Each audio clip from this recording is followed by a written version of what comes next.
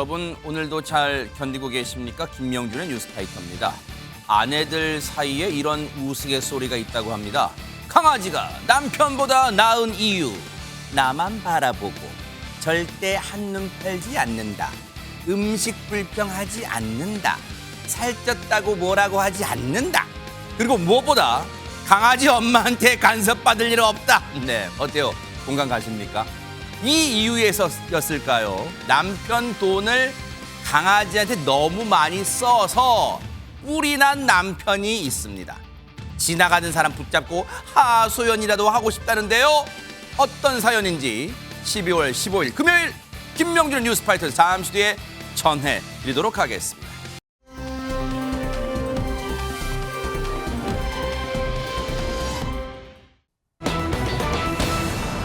지난해 이맘때쯤 교도소에서 출소를 해서 세간을 떠들썩하게 한 인간이 있어요. 대체 누군지 한번 보시고 이어가 보도록 하겠습니다.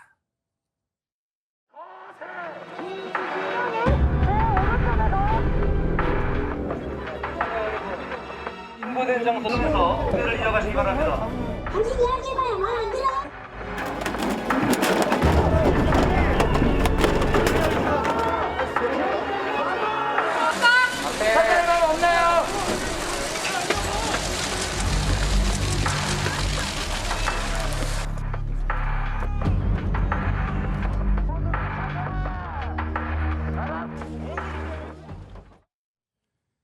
그냥 보기만 해도 그리고 이름 석자만 들어도 지금도 이가 갈리는 그 이름입니다. 안진용 기자님, 그런데 조두순 앞서 제목 보니까 뭔 싸움을 했다는 게 대체 무슨 싸움을 했다는 거예요?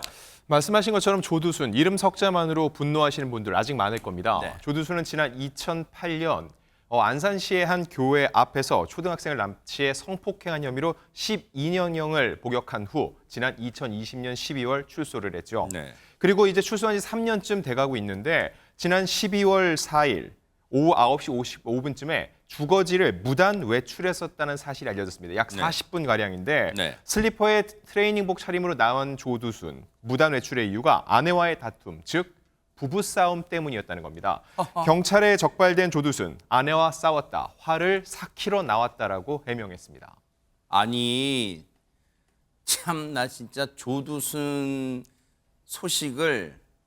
관련 소식을 참 별의별 우리가 알고 싶지도 않은 걸 지금 듣고 있는데, 그런데 장유미 변호사님, 조두순이 막 함부로 막 밤에 돌아다니고 그렇게 할 수 있어요 지금? 지금 할 수 없습니다. 왜냐하면 법원에서 부가 명령을 내렸기 때문인데요. 1차적으로는 전자장치를 7년간 부착하는 그런 명령이 내려졌고요. 또 하나는 말씀하신 대로 야간 외출이 제한돼 있습니다. 시간은 저녁 9시부터 다음날 아침 6시까지 외출이 금지돼 있고요. 과도한 음주를 하거나 학교 등 교육시설에 출입하는 것도 마찬가지로 금지돼 있습니다. 네. 그리고 당연하지만 피해자와의 연락, 접촉 금지돼 있고요. 네. 또 성폭력 프로그램 이수 명령도 내려졌는데, 그러니까 저녁 9시 이후에 외출한 조두순은 이 관련 규정을 어긴 셈입니다.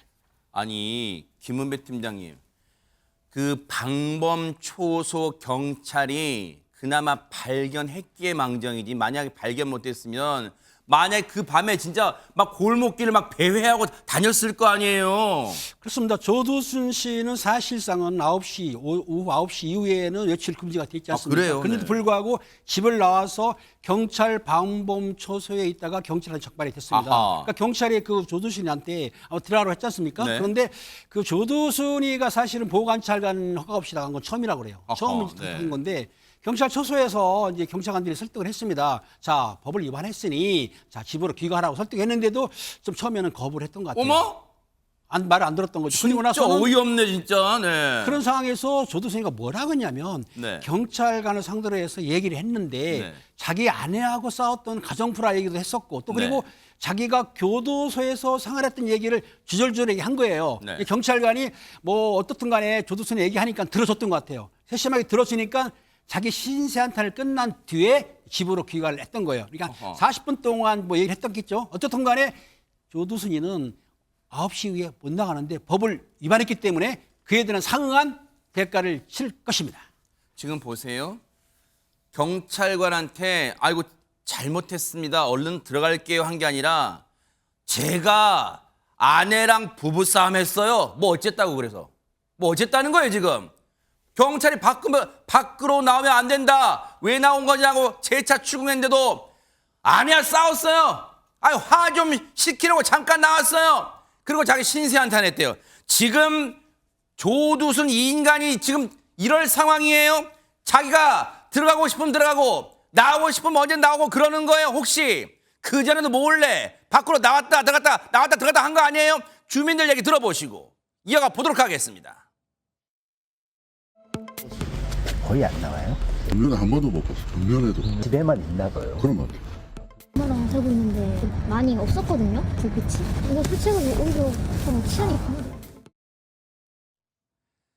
일단 주민분들은 불안감 속에서도 전현 평론가님 조두순이 진짜 밤에 이렇게 골목길을 돌고 있는 갑자기 조두순이 똑하니 서 있을지도 몰라 막 그런 불안한 상상도 막 할 거 아니에요. 그렇습니다. 사실 이런 흉악 범죄자가 출소한 이후에 저렇게 많은 사람들이 몰려와가지고 걱정을 표명한 거잖아요. 혹시라도 재범할까 봐 그런 우려를 하고 있는 것이거든요. 결국은 지금 경찰과 안산시도 일정 부분 조치는 취하고 있습니다. 네. 예를 들면 조두순 주거지로부터 20m, 150m 지점에 방범 초소가 설치되어 있고 또 360도 촬영이 가능한 CCTV도 34대가 설치돼서 조두순을 상시 감시 중이기는 합니다. 그런데 이런 우려도 좀 제기가 됩니다. 뭘까요? 사실 많은 인원과 CCTV도 설치하고 이렇게 혈세를 들여서 감시를 하고 있는데 이번에도 보면 그냥 무단 외출한 맞아요. 거잖아요. 네. 그러니까 시민들의 입장에서는 관리 감시하는 거 좋다. 그런데 이렇게 혈세를 들여서 하고 있는데 제대로 하고 있느냐라는 우려가 제기되고 있는 건데 네. 지난 2월까지의 자료에 따르면요. 네. 출소 이후에 조두순을 감시하고 관리하기로 들어간 예산만 무려 총 10억 6,506만 원에 달한다고 합니다. 그런데 네. 조두순이 이 이른바 전자발찌로 불리는 이 부착 장치를 하고 있어야 되는 기간이 네. 2021년 12월 11일까지 그러니까 재범 방지를 위해서 그때까지는 앞으로도 쭉 감시가 2027년 그렇습니다. 네. 계속 해야 됩니다. 그러면 뭐 우리가 거기에 들어가는 혈세가 아깝다 이런 것이 아니라 이렇게 많은 비용이 들어간데도 제대로 감시가 되고 있느냐 이런 부분에 의문을 제기하고 있는 상황인 거죠. 진짜 이 흉악범 출소 이후의 행동도 이 들여다보느라고 제한하고 감시하고 들여다보느라고 우리 혈세가 지금 쓰이고 있어요. 그런데 어쨌든 저 상황 엄연히 집 밖으로 밤 9시 이후에는 나올 수 없다고 법에 돼 있어요. 그런데 이 상황 그러면 분명히 이번에도 법을 어긴 거 아니에요? 장유미 변호사님. 어긴 게 맞죠. 구체적으로는요. 이제 전자장치 부착 명령과 함께 외출 시간도 제한 두고 그게 다 법으로 정해 놓은 겁니다. 그래서 전자장치 부착 등에 관한 법률 위반 혐의로요. 또다시 조두순은 불구속 상태에서 재판에 넘겨진 상황이고요. 네. 그 당시에 검찰이 이 무단 외출한 상황을 인지한 이후에 안산보호관찰소에 한 라인을 연결해서 왜냐하면 거기서 관할을 하고 있거든요. 바로 즉각 대응하면서 조두순에게 또 강력 경고를 하기도 했습니다. 네. 물론요. 우리의 심정은 그거잖아요. 막 집 조두순 주거지 반경 20m, 150m 여기에 초소를 둘 게 아니라 조두순이 그냥 문 열면 빙 뭔가 울리게 좀 하고 싶어 막 그런 생각 들잖아요. 그런데 어쨌든 지금 현행 법은 막 그렇게까지 못하나 봐요. 어쨌든 앞으로는 조두순이란 인간이요. 제발 주민들 불안에 떨지 않게 행동 좀 자제하기를 진짜 촉구를 합니다. 진짜 눈 부릅뜨고 지켜볼 거예요. 진짜. 네.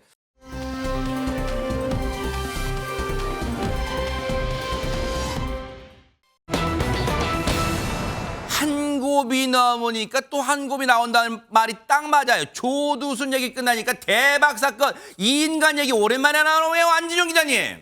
네, 바로 전청조의 이야기를 해볼까 합니다. 네. 이 전청조의 재벌 사칭 그리고 사기 전과가 드러난 후에 함께 이제 연인이었던 남현희 씨가 함께 거주 중이던 집에서 나와서 모친의 집으로 갔다는 소식 다들 아실 겁니다. 그 후에 이 모친의 집으로 전청조가 찾아갔다가 결국 스토킹 혐의로 또 경찰에 체포되기도 했었는데 그리고 지금 전청조 구치소에 있잖아요. 네. 그래서 지금 말씀드리는 상황은 네. 구치소에 들어가기 전, 아하. 즉 체포되기 전 지난 10월 상황입니다. 아하, 네. 기억을 못하시는 분들이 있으니까 당시 상황을 다시 한번 그렇죠, 정확히 네. 설명을 해드리면요. 지난 10월 26일 새벽입니다. 네. 남현희 감독 모친 집 앞으로 전청조가 찾아갑니다. 그리고 집 밖에서 문 좀 열어주세요라고 요청을 했고요. 이에 남현희 씨의 모친은 너 내 새끼 잡아먹으려고 그러냐? 내 집에 어떻게 오냐? 내가 쟤를 어떻게 키웠는데 네가 하루아침에 내 새끼 얼굴에 먹칠을 하고 있다라고 얘기를 합니다. 네. 그리고 결국 신고를 받은 경찰이 출동을 하죠. 이 경찰의 전청조는 저희가 경고를 드렸다. 지금 하신 행위에 대해서 이러면 안 되는 거 아니냐면서 경찰이 전청조에게 다시 한번 경고를 했습니다. 네. 지금 표현 중에 이제 언뜻 보면 방송용으로 부적절한 표현이 있긴 합니다. 보통 이제 우리가 이거는 부모 자식 간에 내 새끼 할 때 그 새끼니까 조금 양해는 해주세요. 그러니까 남현희 씨의 부모님이 어머님이 내 새끼 전청조를 해서 네가 내 새끼 뭐 그런 새끼로 좀 좀 이해를 해주시기 바랍니다. 그때 어떤 일이 있었는지 좀 영상 보시고 이어가 보도록 하겠습니다. 진짜 다시 나는 게 안 먹어. 진짜 다시 나는 게 안 먹어.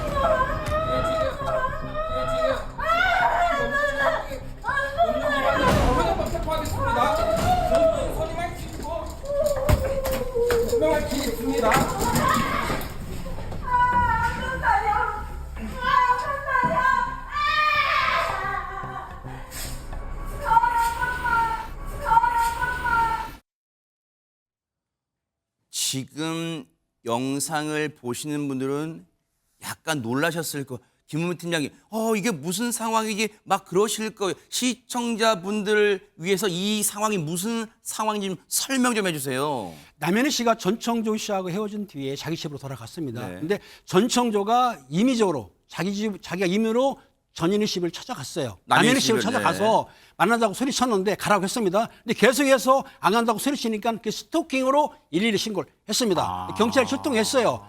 말렸는데도 불구하고 계속 저러니까 당시에 현행범으로 보가지고 체포를 했는데 체포할 당시에 미란다 원칙을 고지하겠죠. 고지한 다음에 체포했는데 알다시피 현행범 체포하게 되면 48시간 내에 조사한 뒤에 풀어주거나 영장을 칠 수가 있는데 당시에는 조사를 했는데 몇 시간 하다 보니까 전청조 씨가 사실 아프다고 하니까 경찰에서 일단은 풀어줬습니다. 아하. 그리고 나중에 사기 혐의로 해가지고 구속을 시켰어요. 네. 지금 구치소에 있는 것이죠. 아하. 근데 그 당시에 그 전청조 지금까지 지난 4일까지 전청조 씨한테 피해당한 사람들이 피해범들이 피해당하신 분들이 32명이 되는데 액수로는 36억 9천만 원 정도니까 물론 앞으로 더 나올 수 있어요. 어떻든 전청조 씨는 남인혜 씨한테도 피해를 줬지만은 경제적으로 32명에게 막대한 금액을 피해를 줬던 것이죠. 지금 저 상황이 이제가 이해되네요.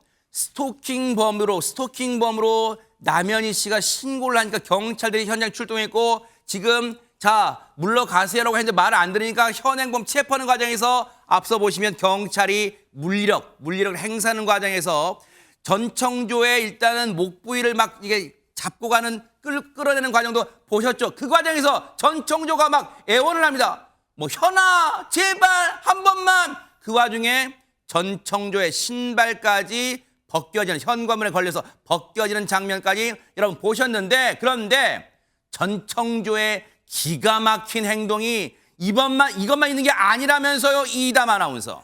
과거에도 전청조가 이런 일을 벌였던 사실이 증언을 통해 나왔습니다. 어허. 전청조에게 사기를 당했다는 이 피해자의 증언이 방송을 통해서 보도가 된 건데요. 네. 한 6년 전에 전청조가 또 동거하던 또 다른 여성이 있었다고 해요. 어허. 그런데 그 여성이 전청조로부터 이제 벗어나려고 하자 헤어지려고 했겠죠. 그래서 본인의 집에 갔습니다. 근데 전청조가 그 여성의 집에 찾아가서 행패를 부렸다고 합니다. 어허. 그런데 그 여성에게도 또 다른 남편이 있었나 봅니다. 어머? 그 남편이요 전청조에게 네가 정신과 병원 가서 치료를 받고 진단을 받으면 형사적인 문제 제기는 안 하겠다라고 했고 전청조는 실제로 당시에 정신과 상담도 받았다고 합니다. 아니 보세요. 이 상황만 놓고 보면 그때도 전청조는 남자 행세를 했던 것으로 지금 추정이 돼. 왜?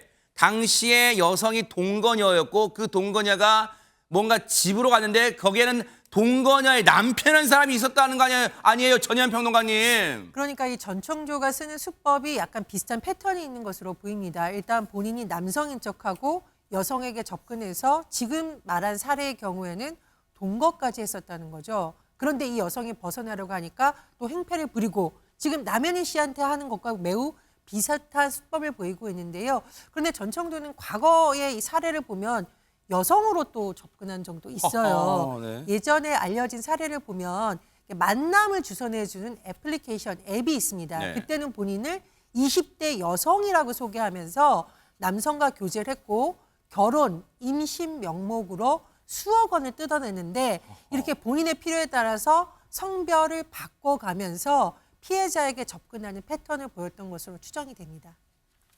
이번에 남현희 씨 관련 사건이 처음에는 이제 애초에 뭐 재혼한다 어쩐다 그 유명 월간지 인터뷰로 알려졌지만 여러분 혹시 전청조의 나이 기억하세요? 28쯤으로 됐죠. 그럼 6년 전에 이게 지금 방금 말씀드린 건 6년 전에 있었던 일이에요. 그럼 그때 몇 살이에요? 22살 나이에 이런 짓을 해요. 대박 사건입니다. 그런데 보세요. 그때 당시 행패를 부릴 때 동거녀였던 남편이 전청조를 향해서 정신과 상담 받으면 형사고소 안 할게, 취하할게라고 했어요. 그래서 전청조가 그때 정신과 상담 받았다는 거예요. 그래서 결과는 그때 어떻게 됐을까요? 장윤미 변호사님. 과거에 함께 동거했다는 여성의 진술에 따르면 그렇습니다. 실제로 정신과에 가봤다라는 것이고요. 그때 나왔던 진단이 전청조 같은 경우에는 실제 본인이 발딛고 서 있는 이 현실과 본인이 가상으로 꾸며낸 그 현실 사이에 구분을 못하는 상태라는 의사진단이 있었다라는 겁니다. 그러니까 본인이 원하는 가상의 세계와 실제 현실을 혼동했다는 의미로 보이는데요. 그 당시에 이 정신과 전문의가 내린 결론은 약물 치료를 일단 하다가 안 되면 병원에 입원하는 것까지 고려해보는 게 좋겠다라는 진단이 있었다는 겁니다. 이 얘기가 여러분 언뜻 들으면 알 것 같기도 하고 모를 것 같기도 하잖아요. 그래서 저희가 전문가께 얘기를 들어봤어요. 최명기 원장님 얘기 들어보시고 이어가 보도록 하겠습니다. 현실의 세계와 자신의 생각을 구분 못할 때 우리는 그거를 망상이라고 부르게 됩니다. 그리고 전청조 씨가 본인을 굉장히 대단한 사람이라고 생각하고 행동했던 거를 보면은 아마도 과대망상이 있었다는 내용을 그렇게 표현하지 않았나 추정이 됩니다. 과대망상이 있을 때는 본인이 역시 대단한 사람이라고 생각하기 때문에 엄청나게 많은 돈을 쓰고 거기에 대해서 자신이 모두 자신의 능력으로 해결할 수 있다고 믿게 돼요. 그렇기 때문에 굉장히 심한 과대망상이 있을 때는 결과적으로 범죄로 이어지는 경우도 종종 있습니다. 최명기 원장 얘기처럼 과대망상 증세가 있을 수 있어요. 하지만 그 과대망상 증세가 있다는 그것이 범죄에 대한 어떤 변명이나 해명이나 형량을 낮추는 요인이 되지 않을 거예요. 다 저런 증세가 다 범죄합니까? 전청조 반드시 법에 따끔한 처벌 받기를 뉴스파이터가 눈 부릅뜨고 끝까지 따라붙어 보도록 하겠습니다.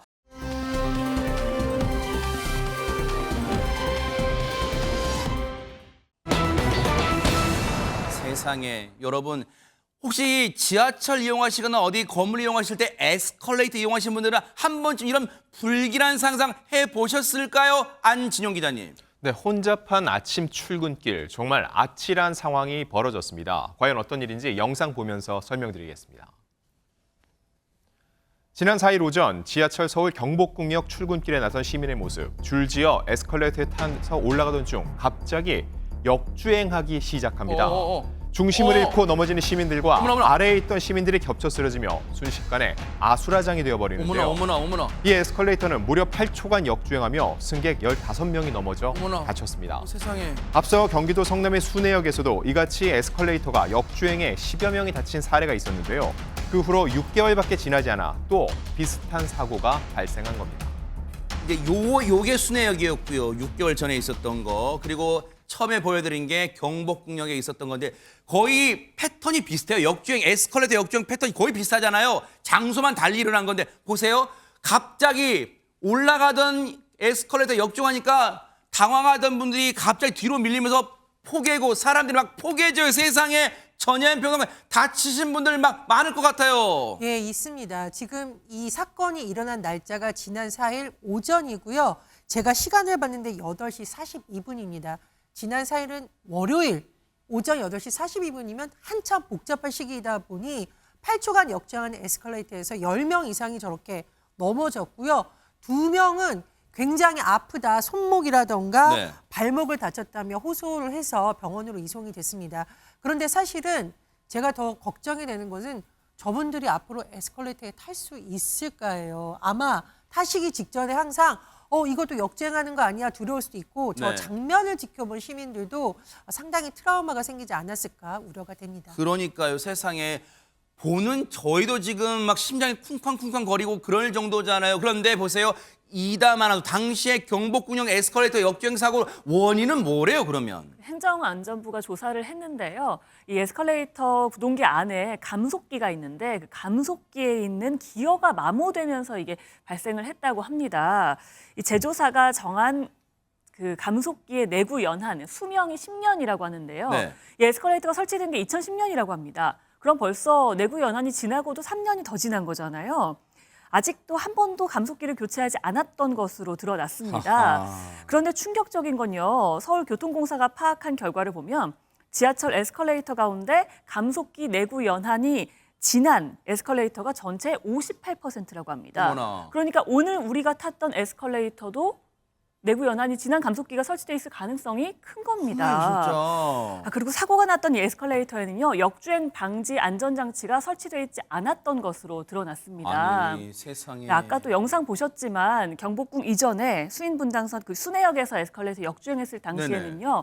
역주행 방지 안전장치는 설치가 돼 있었는데 그땐 작동을 안 했다고 합니다. 아하. 게다가 여기에서도 당시에 내부 모터와 감속기를 연결하는 그 연결구가 마모되면서 끊어지면서 사고가 난 거래요. 어허. 그러니까 지난번 사고와 이번 사고 거의 똑같은 사고가 반복됐다고 볼 수 있습니다. 그러니까요. 아니 그러면 여기서 궁금한 대목이 있잖아요. 장유미 변호사님. 에스컬레이터처럼 그 중요한 어떤 기구를요, 장치를 안전점검 안 하는 거예요, 그러면? 아니, 오히려 했습니다. 그것도 굉장히 최근에 했는데요. 지난달 10일과 16일 월 1회 자체 검사가 있었고요. 또 연 1회 승강기 안전공단 정기 검사까지 완료를 한 상태였는데요. 불과 20일 전에 진행된 점검에서도 문제점이 드러나지 않았습니다. 왜냐하면 그 당시에 판정이 양호로 나왔었기 때문인데요. 오히려 불량이라고 나왔으면 뭔가 점검을 할 텐데 양호라고 나온 상태에서 이런 사고가 발생하다 보니까 시설물 안전 점검이 느슨한 것 아니냐는 비판이 나오고 있습니다. 그러니까요. 누가 봐도 합리적으로 그렇게 의심하고 비판할 수밖에 없잖아요. 점검을 받은 상황에서 양호합니다. 도장 쾅 받았는데도 그게 사고가 나면 그게 제대로 한 걸까라고 의심하잖아요. 그러다 보니까 시민들 불안감이 이만저만이 아닐 겁니다. 얘기 들어보시고 이어가 보도록 하겠습니다. 저보다도 이게 여럿이 타다 보니까 저로 해서 뒤에 사람이 다칠까 봐 걱정되는 거죠. 예, 아무래도 많이 불안하죠. 조금 이런 거는 좀 빨리 좀 조치가 돼야 되지 않을까 싶어요. 많이 불안하죠. 그러니까요. 왜 불안감이 없으시겠어요? 이런 게 자주 일어나면요. 이런 거야말로 안진용 기자님 후진국형 사고가 되는 거예요, 진짜. 네, 그렇다 보니까 결국 사후 약방문식으로 계속 조치가 이뤄지고 있는데 지난 6월 순회역 사고 이후에 동일기종 감속기 96대를 교체했다고 합니다. 그리고 사용기간 10년이 경과한 감속기 역시 오는 2027년까지 모두 교체할 예정이라고 하는데 네. 중요한 건 이 서울교통공사 관계자에 따르면 감속기 점검에 대한 규정이 따로 없다는 겁니다. 결과적으로 자체적으로 이를 점검해야 되는 건데 정기검사안에 감속기를 반드시 점검을 하도록 이렇게 관련 규정을 마련하는 게 우선돼야 할 것으로 보입니다. 네. 차제예요. 우리 시민들도요. 요즘 보면 혹시 공익 광고 보신 분도 계실 거예요. 지하철 에스컬레이터 탑승 에티켓 광고가 있어요. 뭐냐면 바빠도요. 뛰거나 하면 에스컬레이터에 무리를 줄 수 있어요. 그러니까 우리도 시민들도 늘 바빠도 안전대를 잡고 손잡이를 잡고 서서 에스컬레이터 이용하는 에티켓을 해주신다면 그나마 저런 안전사고 좀 미연에 방지할 수 있지 않을까 그런 생각 해봅니다. 우리부터 한번 실천을 해보자고요. 네, 자 여러분과 함께하는 김명준의 뉴스파이터. 이제 다음 얘기로 넘어가 보겠습니다.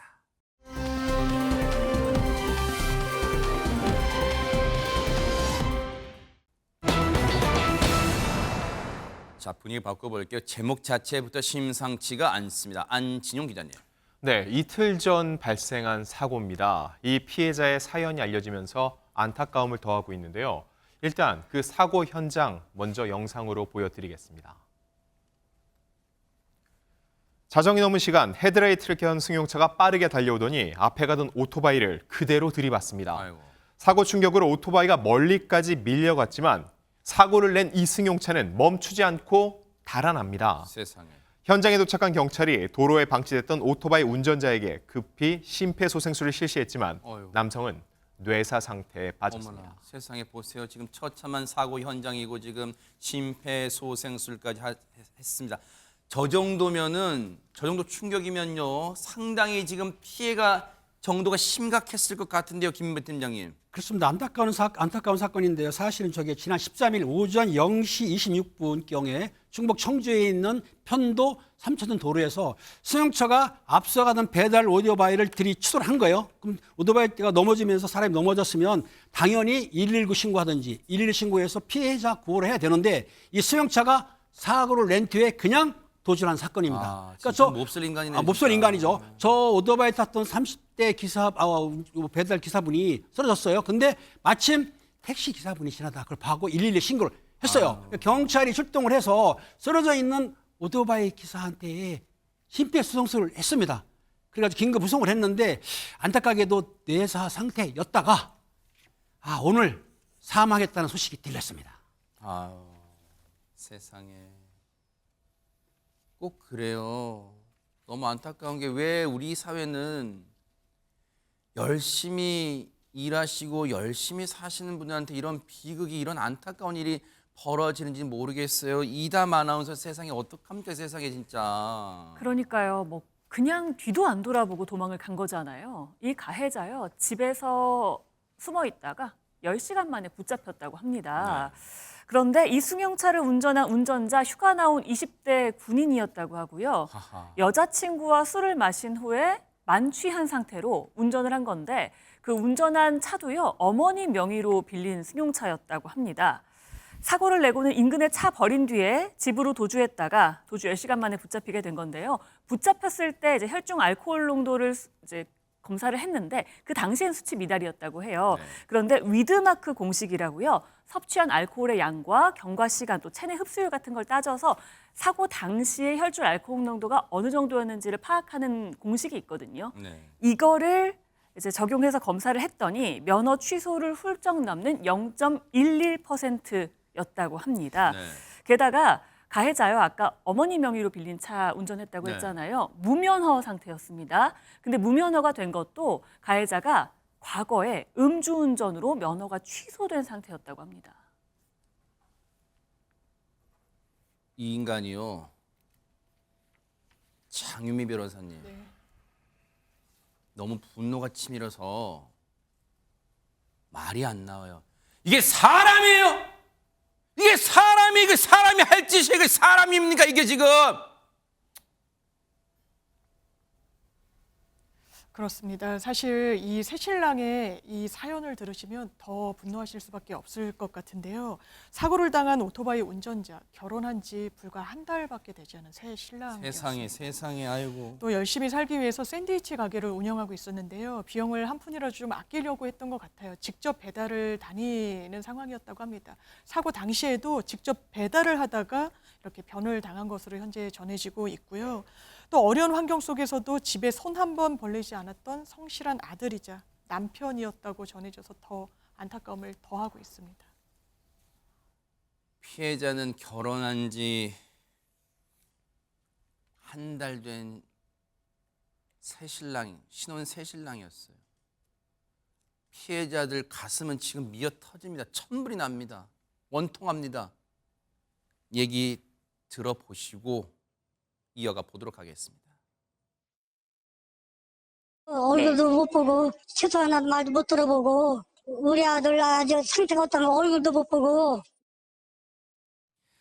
전현평은 진짜 나쁜 인간이요. 이거 인간 진짜. 예, 이 피해자의 아버님이 잠을 자다가 경찰서에서 전화를 받은 겁니다. 그런데 아들의 사망 소식을 듣고 나서도 이거 보이스피싱 아니야? 라고 할 정도로 도저히 믿을 수 없다.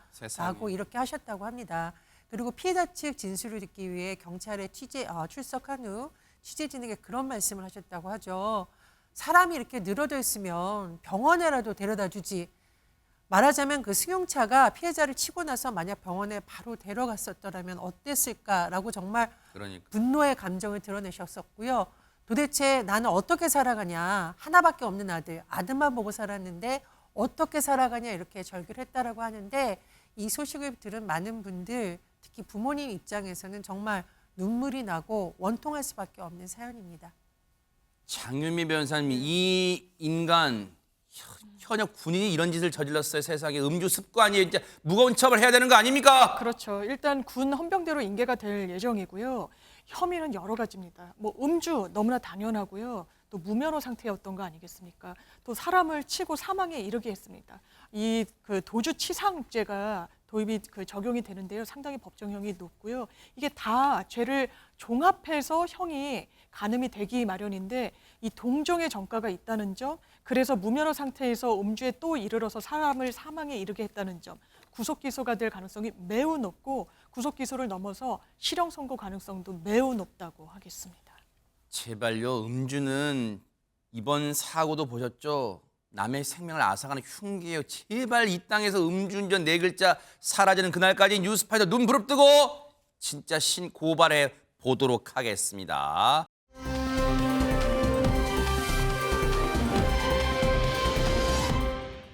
자, 그런가 하면 이번에는요. 뉴스파이터 애청자분, 시청자분이 뉴스파이터에 제보해주신 그런 사연입니다. 장윤미 변호사님이 준비하고 계십니다. 네.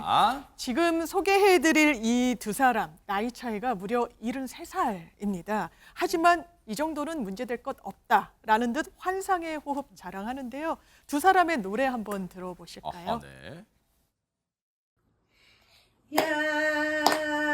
야야야 내 나이가 어때서 사랑의 나이가 있나요?